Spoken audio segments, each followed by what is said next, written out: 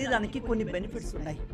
పానీపూరిలో ఉండే వాటర్లో పుదీనా, కొత్తిమీర, అల్లం, చింతపండు, కాస్త మిర్చి అండ్ ఉల్లిగడ్డలు కలుపుతారు. ఇవన్నీ మిక్స్ చేసిన పానీయం మనం తీసుకోవడం ద్వారా స్ట్రెస్ రెడ్యూస్ అయ్యి మన మూడ్ ఇంప్రూవ్ అవుతుంది. ఈ లిక్విడ్లో ఉండే స్పైసీ టేస్ట్ మన బ్రెయిన్లో డోపమిన్ ఇంక్రీజ్ చేసి మన మూడ్ని లైట్ చేస్తుంది.